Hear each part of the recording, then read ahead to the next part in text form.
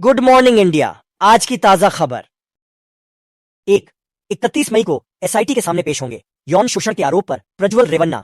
इस मामले पर जज एस या निलंबित पार्टी सांसद के परिवार की ओर से तत्काल कोई स्वतंत्र पुष्टि नहीं की गई है।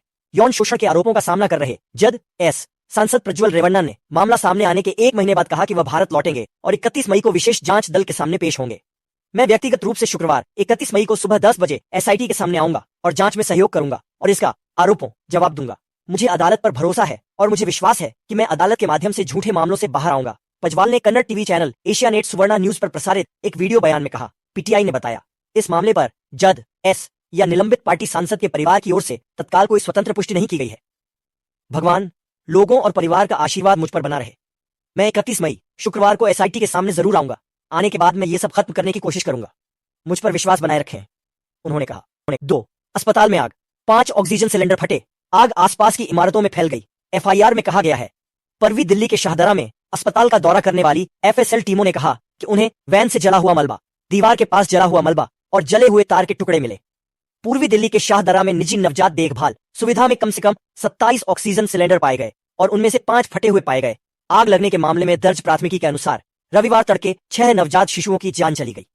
विवेक विहार के बेबी केयर न्यूबॉर्न अस्पताल में आग लगने से 1 दिन से 25 दिन की उम्र के नवजात शिशुओं की मौत हो गई, जहां उन्हें विभिन्न बीमारियों के लिए भर्ती कराया गया था। उनमें से कई पहले जन्मे थे और कुछ चमत्कारिक बच्चे थे जिनका जन्म उनके माता पिता द्वारा पहले अपने बच्चों को खोने के बाद हुआ था। दिल्ली अग्निशमन सेवा ने कहा है कि आग अस्पताल की वायरिंग में शॉर्ट सर्किट के कारण लगने की आशंका है। आग फैलते ही रिसेप्शन के पास और अस्पताल भवन के सामने बरामदे में रखे ऑक्सीजन सिलेंडरों में भी आग लग गई, जिससे वे फट गए। 3 पंजाब में तापमान 47.4 डिग्री सेल्सियस। लू से भीषण लू की स्थिति जारी रहने की संभावना है। भारतीय मौसम विभाग के मुताबिक अगले 48 घंटों के बाद ही तापमान में 2 डिग्री सेल्सियस की गिरावट देखी जा सकती है। भारत मौसम विज्ञान विभाग ने पंजाब के लिए रेड अलर्ट जारी किया है, जहां सोमवार से बुधवार तक कई स्थानों पर लू से लेकर गंभीर लू की स्थिति देखने को मिलेगी, जिसमें अलग अलग स्थानों पर गर्म रात की स्थिति भी शामिल है। राज्य में सोमवार को कई स्थानों पर लू से लेकर भीषण लू तक की स्थिति महसूस की गई। रविवार को फरीदकोट में अधिकतम तापमान 36.4 डिग्री सेल्सियस दर्ज किया गया। सबसे कम अधिकतम तापमान 41.7 डिग्री सेल्सियस पठानकोट में दर्ज किया गया।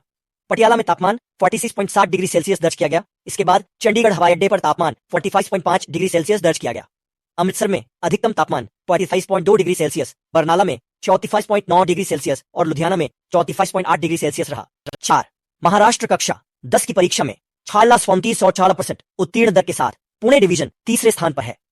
महाराष्ट्र राज्य माध्यमिक और उच्चतर माध्यमिक शिक्षा बोर्ड द्वारा आयोजित एसएससी परीक्षाओं में लड़कियों ने लड़कों से बेहतर प्रदर्शन किया है।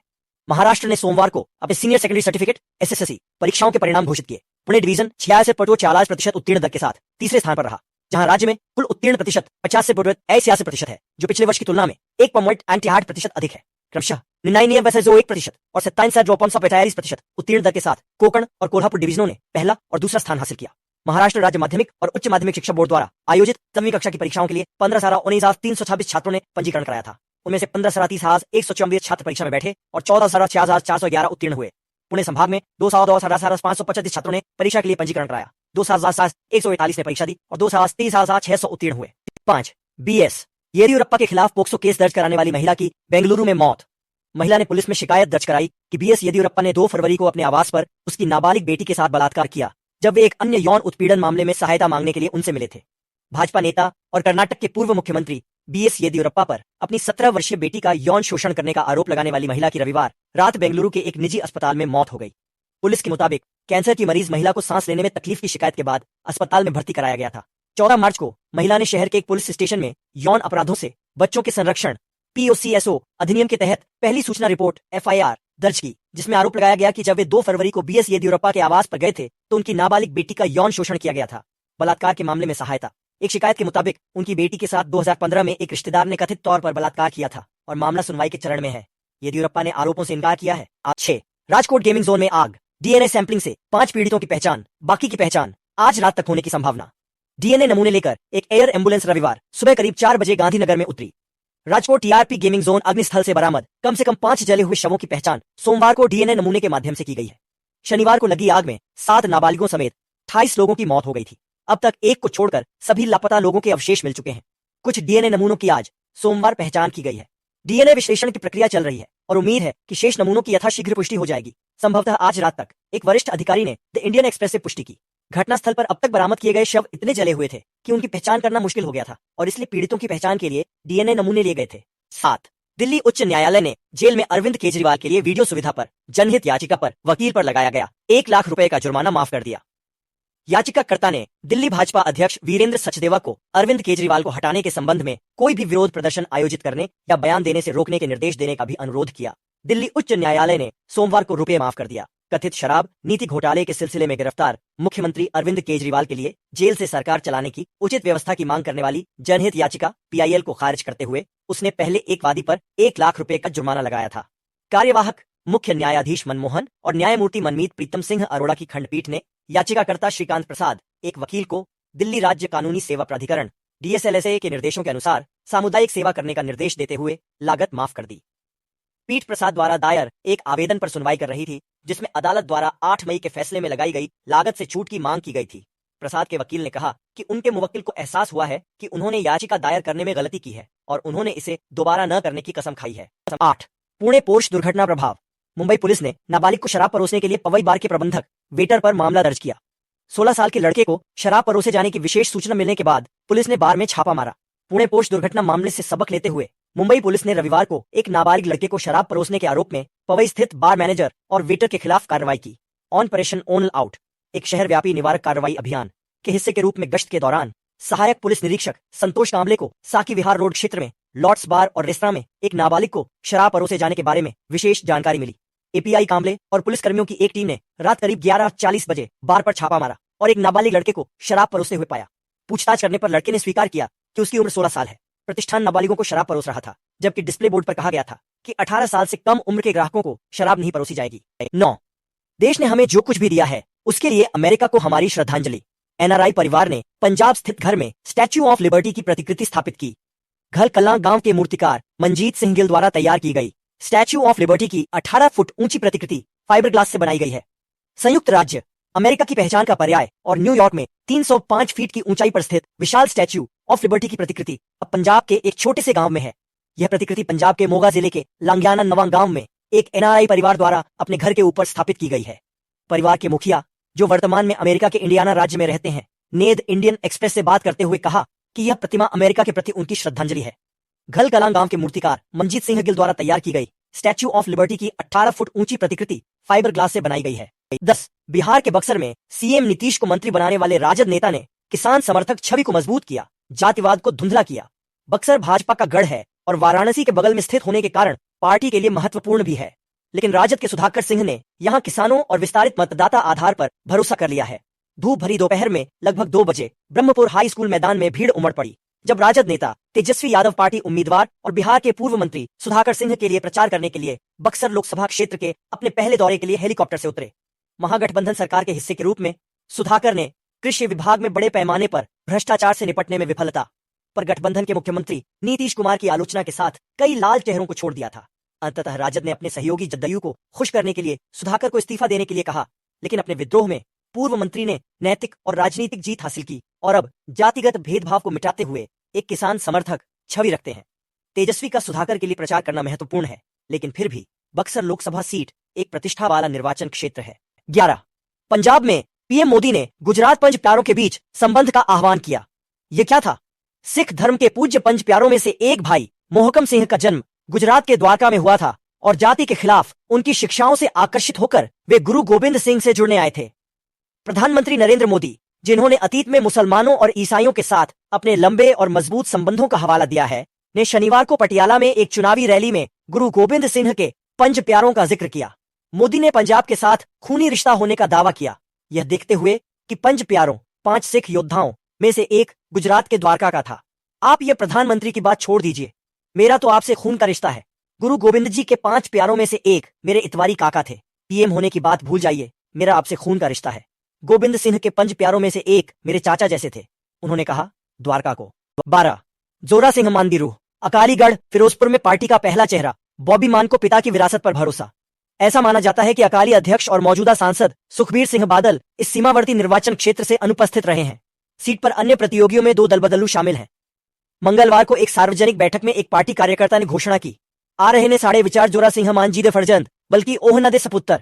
हमारे बीच आ रहा है जोरा सिंह मान का बेटा, सिर्फ एक बेटा नहीं बल्कि एक योग्य बेटा। पंजाब की फिरोजपुर सीट का पंजे के उत्तर गांव।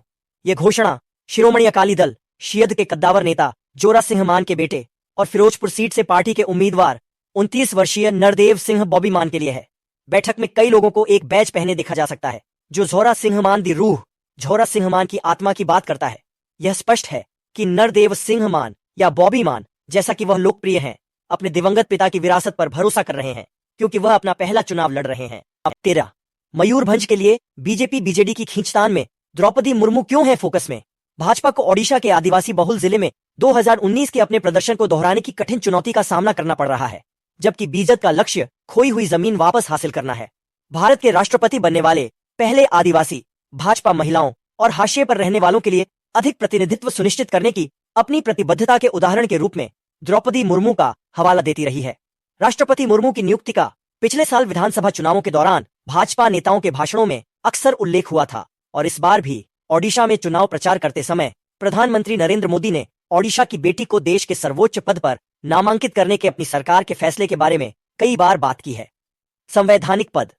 पूर्वी राज्य में किसी भी अन्य स्थान से अधिक राष्ट्रपति अपने गृह जिले मयूरभंज में भाजपा के लिए प्रचार केंद्र हैं, जहां 1 जून को अंतिम चरण में लोकसभा चुनाव होंगे। 14 पंजाब में एएपी से मोहभंग से कांग्रेस की उम्मीदें बढ़ीं। पार्टी जिसने अपने सबसे मजबूत चेहरों को मैदान में उतारा है, एएपी सरकार के अधूरे वादों को उजागर कर रही है क्योंकि उम्मीदवार स्थानीय मुद्दों पर ध्यान केंद्रित कर रहे हैं। आनंदपुर साहिब लोकसभा क्षेत्र के रकड़ा डाहा गांव के बलजिंदर कुमार कहते हैं, मैंने 2022 में आम आदमी पार्टी आप को वोट दिया था। इस बार मैं कांग्रेस को वोट दूंगा, चाहे जितते चाहे हारे। जैसा कि उनकी पत्नी कुलविंदर कौर ने सिर हिलाया। कांग्रेस ने 2019 में पंजाब की 13 लोकसभा सीटों में से 8 पर जीत हासिल की। हालांकि उसके बाद से पार्टी को लगातार झटके लग रहे हैं। 2022 के विधानसभा चुनावों में इसका सफाया हो गया, जहां इसने 117 सीटों में से केवल 18 सीटें जीतीं और इसके बाद पूर्व मुख्यमंत्री कैप्टन अमरिंदर सिंह सहित इसके कई नेताओं ने भाजपा का दामन छोड़ दिया। लगभग 2 दर्जन अन्य लोगों को सतर्कता जांच और जेल की सजा का सामना करना पड़ रहा है। पंजाब कांग्रेस ऐसी आवाजों से राहत पा सकती है। महीनों पहले एआईसीसी के पंजाब प्रभारी महासचिव देवेंद्र यादव ने द इंडियन एक्सप्रेस को बताया था कि वे अपने दिग्गजों के साथ फ्रंट फुट पर चुनाव लड़ेंगे। 15 और फिर 6 थे। 41 से नीचे पीएम मोदी के खिलाफ वाराणसी की दौड़ में उनसे मिले कांग्रेस के अजय राय, जो वाराणसी से पिछले 3 चुनाव हार गए थे, मोदी के लिए सबसे मजबूत चुनौती बने हुए हैं। अन्य में बसपा, अपना दल के और युग थलासी पार्टी के उम्मीदवार और 2 निर्दलीय शामिल हैं। चूंकि प्रधानमंत्री नरेंद्र मोदी वाराणसी लोकसभा सीट से अपना तीसरा चुनाव लड़ रहे हैं, इसलिए उनके खिलाफ दौड़ में 6 उम्मीदवार बचे हैं, जिनमें कांग्रेस के प्रदेश अध्यक्ष अजय राय भी शामिल हैं। 2014 में जब मोदी ने पहली बार वाराणसी से चुनाव लड़ा और पीएम बने, तो उन्होंने आम आदमी पार्टी आप के दूसरे स्थान पर रहे अरविंद केजरीवाल के खिलाफ 3.72 लाख वोट या 36% वोट शेयर से जीत हासिल की। 2019 में जब मोदी फिर से इस सीट से जीते और उनकी सरकार केंद्र में सत्ता में लौटी, तो पीएम की जीत का अंतर बढ़कर 4.59 lakh vote 3.6% vote share Samajwadi party की उनकी निकटतम प्रतिद्वंद्वी शालिनी यादव के खिलाफ हो गया। जबकि 2014 में 41 उम्मीदवार मोदी के खिलाफ मैदान में थे, उनमें से 19 निर्दलीय थे। 2019 में 26 उम्मीदवारों ने पीएम के खिलाफ चुनाव लड़ा, जिनमें से 8 निर्दलीय थे। 16 एफएसएसएआई का कहना है कि मां के दूध की बिक्री के लिए कोई अनुमति नहीं दी गई। उल्लंघन करने वालों के खिलाफ कार्रवाई की चेतावनी दी। इन शिकायतों के बीच कि कुछ संस्थाएं मां का दूध खुले बाजार में बेच रही हैं, भारतीय खाद्य सुरक्षा और मानक प्राधिकरण एफएसएसएआई ने मानव दूध और उसके उत्पादों के अनधिकृत व्यवसायीकरण पर एक सलाह जारी की है और यह भी कहा है कि उसने ऐसा कुछ नहीं किया है। बिक्री की अनुमति। खाद्य नियामक एफएसएसएआई ने खाद्य व्यवसाय संचालकों को मां के दूध की बिक्री के खिलाफ चेतावनी दी है और लाइसेंसिंग अधिकारियों को मानव दूध के प्रसंस्करण और बिक्री के लिए मंजूरी जारी नहीं करने का निर्देश दिया है। इन शिकायतों के बीच कि कुछ संस्थाएं मां का दूध खुले बाजार में बेच रही हैं, भारतीय खाद्य सुरक्षा और मानक प्राधिकरण एफएसएसएआई ने मानव दूध और उसके उत्पादों के अनधिकृत व्यवसायीकरण पर एक सलाह जारी की है और यह भी कहा है कि उसने ऐसा कुछ नहीं किया है। बिक्री की अनुमति। इस कार्यालय को मानव दूध और उसके उत्पादों के व्यावसायीकरण के संबंध में विभिन्न पंजीकृत समितियों से अभ्यावेदन प्राप्त हो रहे हैं। 17 तेलंगाना जासूसी विवाद। पूर्व डीसीपी ने कबूल किया कि उन्होंने बीआरएस सरकार के लिए खतरा माने जाने वाले किसी भी व्यक्ति की निगरानी की थी। जिन लोगों को निगरानी में रखा गया उनमें बीआरएस और विपक्ष के नेता, उद्योगपति, बिल्डर, व्यवसायी, पत्रकार और नौकरशाह शामिल हैं। पुलिस सूत्रों का कहना है कि पूर्व पुलिस उपायुक्त टास्क फोर्स हैदराबाद शहर पी राधाकिशन राव ने बीआरएस सरकार के सत्ता में रहने के दौरान तेलंगाना विशेष खुफिया ब्यूरो एसआईबी के कुछ अधिकारियों द्वारा फोन टैपिंग में अपनी संलिप्तता कबूल की है। हैदराबाद पुलिस, जो बीआरएस शासन के दौरान राजनेताओं, अधिकारियों, कार्यकर्ताओं और अन्य लोगों के फोन टैप किए जाने के आरोपों की जांच कर रही है, ने राधा किशन राव के स्वीकारोक्ति बयान को नामपल्ली आपराधिक न्यायालय में प्रस्तुत अन्य दस्तावेजों के साथ संलग्न किया है। सूत्रों ने कहा कि स्वीकारोक्ति बयान के अनुसार राधा किशन राव ने तत्कालीन एसआईबी प्रमुख टी प्रभाकर राव के निर्देशों के तहत राजनेताओं और अन्य लोगों पर निगरानी रखने में अपनी संलिप्तता स्वीकार की। 18 हरियाणा में गर्मी की छुट्टियां बढ़ी, स्कूल 28 मई से 30 जून तक बंद रहेंगे। पिछले कुछ दिनों के दौरान हरियाणा के अधिकांश स्थानों में प्रचंड गर्मी देखी गई है। अधिकतम तापमान 14 से 46 डिग्री सेल्सियस के बीच रहा है। हरियाणा सरकार ने सरकारी और निजी स्कूलों में गर्मी की छुट्टियां मंगलवार तक बढ़ाने की घोषणा की है। स्कूल शिक्षा निदेशालय द्वारा सोमवार को जारी एक आदेश के अनुसार राज्य के सभी स्कूल मंगलवार से 30 जून के बीच गर्मी की छुट्टियां मनाएंगे। इससे पहले 1 से 30 जून तक स्कूलों को बंद रखने का आदेश दिया गया था। आधिकारिक सूत्रों ने बताया कि हालांकि राज्य में भीषण गर्मी की स्थिति को देखते हुए मंगलवार से गर्मी की छुट्टियां घोषित करने का निर्णय लिया गया है। पिछले कुछ दिनों के दौरान हरियाणा के अधिकांश स्थानों में प्रचंड गर्मी देखी गई है। अधिकतम तापमान 24 से 46 डिग्री सेल्सियस के बीच रहा है। 19 यूपी कोर्ट ने राहुल गांधी के खिलाफ मानहानि मामले की सुनवाई के लिए 7 जून की तारीख तय की है। यहां की एक एमपी एमएलए अदालत ने केंद्रीय गृह मंत्री अमित शाह के खिलाफ कथित आपत्तिजनक टिप्पणी को लेकर कांग्रेस नेता राहुल गांधी के खिलाफ 2018 के मानहानि मामले में सुनवाई 7 जून तय की है। यहां की एक एमपी एमएलए अदालत ने केंद्रीय गृह मंत्री अमित शाह के खिलाफ कथित आपत्तिजनक टिप्पणी को लेकर कांग्रेस नेता राहुल गांधी के खिलाफ 2018 के मानहानि मामले में सुनवाई 7 जून तय की है। गांधी के खिलाफ मानहानि की शिकायत भाजपा नेता विजय मिश्रा ने दायर की थी। गांधी के वकील काशी प्रसाद शुक्ला ने अदालत में एक आवेदन दिया जिसमें कहा गया कि कांग्रेस नेता लोकसभा चुनाव के प्रचार में व्यस्त हैं और उन्हें अदालत में पेश होने के लिए समय चाहिए। जज शुभम वर्मा ने सुनवाई की अगली तारीख 7 जून तय की है। वादी के वकील संतोष कुमार पांडे ने कोर्ट को बताया कि गांधी कोर्ट से भाग रहे हैं। 20 अधिकारियों ने निरीक्षण के बाद दावा किया कि हैदराबाद के शीर्ष रेस्तरां में बासी खाना रखा गया और वे स्वच्छता बनाए रखने में विफल रहे। अधिकारियों द्वारा निरीक्षण किए गए प्रतिष्ठानों में शाह गौस रेस्तरां, रायलसीमा रुचुलू और रामेश्वरम कैफे शामिल हैं। खाद्य सुरक्षा अधिकारियों ने पाया है कि हैदराबाद के कुछ सबसे प्रसिद्ध भोजनालय जो बिरयानी और अन्य व्यंजन परोसते हैं, जो शहर के प्रसिद्ध पाक अनुभव का हिस्सा हैं, समाप्त हो चुकी या बासी वस्तुओं का उपयोग कर रहे थे और अस्वच्छ परिस्थितियों में भोजन तैयार कर रहे थे। हालांकि रेस्तरां ने कहा कि वे स्वच्छता से भोजन तैयार करते हैं और कुछ मामलों में निरीक्षकों को जो खराब वस्तुएं मिली वे वास्तव में त्यागने के लिए अलग रखा गया स्टॉक था। खाद्य सुरक्षा आयुक्तालय तेलंगाना के निरीक्षकों द्वारा इस महीने में इनमें से कुछ प्रसिद्ध भोजनालयों में निरीक्षण किए जाने के बाद उप खाद्य निदेशक विजय कुमार ने कहा, रसोई घरों में बुनियादी स्वच्छता की कमी, उनकी समाप्ति तिथि से परे उत्पादों का उपयोग सबसे चौंकाने वाला है। तिथि और भोजन की तैयारी में निषिद्ध सिंथेटिक रंगों का मिश्रण, कुछ रसोइयों में बिना ढक्कन वाले बड़े कूड़ेदान थे। कर्नाटक के चन्नागिरी पुलिस स्टेशन पर भीड़ के हमले के मामले में 25 लोगों को गिरफ्तार किया गया है। उन्होंने कहा कि घटना की जांच के लिए 5 पुलिस टीमें गठित की गईं और उपलब्ध सीसीटीवी फुटेज और वीडियो क्लिप के आधार पर गिरफ्तारियां की गईं। अधिकारियों ने सोमवार को कहा कि चन्नागिरी पुलिस स्टेशन पर भीड़ के हमले के सिलसिले में पुलिस ने अब तक कम से कम 25 लोगों को गिरफ्तार किया है। शनिवार तड़के एक कथित हिरासत में मौत को लेकर हिंसक भीड़ ने दावणगेरे जिले के चन्नागिरी शहर में एक पुलिस स्टेशन में तोड़फोड़ की और कई वाहनों को क्षतिग्रस्त कर दिया। घटना में कम से कम 11 पुलिसकर्मी घायल हो गए। अब आपराधिक जांच विभाग को मामले की जांच सौंपी गई है। पुलिस ने कहा कि उन्होंने पुलिस स्टेशन कर्मियों और संपत्तियों पर भीड़ के हमले के संबंध में आईपीसी की धारा 335 लोक सेवक को उसके कर्तव्य के निर्वहन से रोकने के लिए हमला या आपराधिक बल और 307 हत्या का प्रयास के तहत 25 लोगों को गिरफ्तार किया है। संदिग्धों को न्यायिक हिरासत में भेज दिया गया है। 22 गूगल के एआई जनित परिणामों से छुटकारा पाने के लिए इस ट्रिक का उपयोग करें। क्या आप गूगल खोज पर एआई जनित उत्तर, ज्ञान पैनल और विज्ञापन नहीं देखना चाहते हैं? यहां एक सरल ट्रिक है जो आपको एआई ओवरव्यू को अक्षम करने और खोज परिणामों में केवल वेब लिंक देखने में मदद करेगी।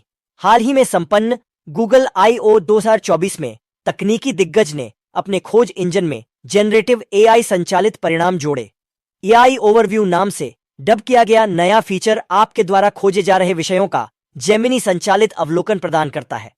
हालांकि हर कोई अपने खोज परिणामों के शीर्ष पर एआई जनित उत्तर नहीं देखना चाहता। उपयोगकर्ताओं ने भी तुरंत मुद्दों को चिह्नित किया और कहा कि वे झूठी, विचित्र और भ्रामक एआई जनित सलाह देख रहे थे। यदि आप भी दूसरों की तरह ही नाव में हैं और चाहते हैं कि गूगल एआई जनरेटेड उत्तरों के बजाय वेब लिंक दिखाए, तो एक सरल समाधान है जो शॉपिंग वेबसाइटों, नॉलेज पैनल और अन्य के लिंक जैसी सभी परतों को हटा देता है और केवल खोज से संबंधित लिंक दिखाता है। सवाल 23। एक्सपेंडेबल स्टोरेज के साथ 20,000 रुपये से कम कीमत में सर्वश्रेष्ठ एंड्रॉयड स्मार्टफोन काश ऐप्स, गेम, फोटो और वीडियो के पहले से कहीं अधिक जगह घेरने के कारण आप अक्सर अपने स्मार्टफोन पर स्टोरेज खत्म होते हुए पा सकते हैं और अधिकांश एंड्रॉयड निर्माता अब अज्ञात कारणों से एसडी कार्ड स्लॉट को हटा रहे हैं। अच्छे स्पेक्स वाला फोन ढूंढना मुश्किल हो सकता है। अगर आप एक्सपेंडेबल स्टोरेज वाले बजट फोन की तलाश में हैं, तो यहां माइक्रो एसडी कार्ड सपोर्ट के साथ 20,000 रुपये से कम कीमत वाले कुछ बेहतरीन फोन हैं। इस साल की शुरुआत में लॉन्च किया गया मोटोरोला GT4 स्नैपड्रैगन 695 चिपसेट द्वारा संचालित एक बजट फोन है, जो एक अच्छी तरह से संतुलित सीपीयू है जो प्रदर्शन और शक्ति के बीच एक अच्छा संतुलन प्रदान करने के लिए जाना जाता है। इसमें 6.5 इंच 120 हर्ट्ज एलसीडी स्क्रीन है और यह एंड्रॉयड 14 पर आधारित MyOS पर चलता है, जो स्टॉक एंड्रॉयड के समान अनुभव प्रदान करता है। फोन के पीछे 2MP मैक्रो शूटर के साथ 50 एमएमपी का प्राइमरी कैमरा है और 18W चार्जिंग सपोर्ट के साथ 5000 mAh की बैटरी है। हालांकि फोन किसी भी क्षेत्र में अलग नहीं दिखता है, लेकिन अगर आप माइक्रो एसडी कार्ड स्लॉट के साथ एक बजट फोन की तलाश में हैं, तो यह मांगी गई कीमत के लिए सबसे अच्छे फोन में से एक है। 8GB रैम और 128GB स्टोरेज वेरिएंट को फ्लिपकार्ट से 11,999 रुपए में खरीदा जा सकता है। 24। वी ने लॉन्च किया VI गारंटी प्रोग्राम। प्रीपेड ग्राहकों को मिलेगा 130GB डेटा। VI ने एक नए VI गारंटी ऑफर की घोषणा की है, जो उपयोगकर्ता के खाते में हर 28 दिनों में 10GB मोबाइल डेटा स्वचालित रूप से जोड़ देगा। वोडाफोन आइडिया, जिसे VI के नाम से भी जाना जाता है, ने वी गारंटी नामक एक नए कार्यक्रम की घोषणा की है, जिसके तहत सभी नए प्रीपेड ग्राहकों को एक वर्ष में 130GB हाई स्पीड डेटा की पेशकश की जाएगी। नेटवर्क ऑपरेटर का कहना है कि लगातार 13 चक्रों तक हर 28वें दिन ग्राहक के खाते में 10GB डेटा स्वचालित रूप से जोड़ा जाएगा। हालांकि अतिरिक्त 10GB मोबाइल डेटा का उपयोग केवल तभी किया जाएगा जब उपयोगकर्ता अपना कोटा समाप्त कर लेंगे और ऑफर का लाभ उठाने के लिए ग्राहकों को 229 रुपए या उससे अधिक की दैनिक डेटा असीमित योजना पर रहना होगा। ये प्लान अनलिमिटेड वॉइस कॉल और प्रतिदिन 100 SMS जैसे लाभ भी प्रदान करते हैं। 25। उपग्रह प्रक्षेपण की चेतावनी के बाद उत्तर कोरिया ने दागा संदिग्ध रॉकेट।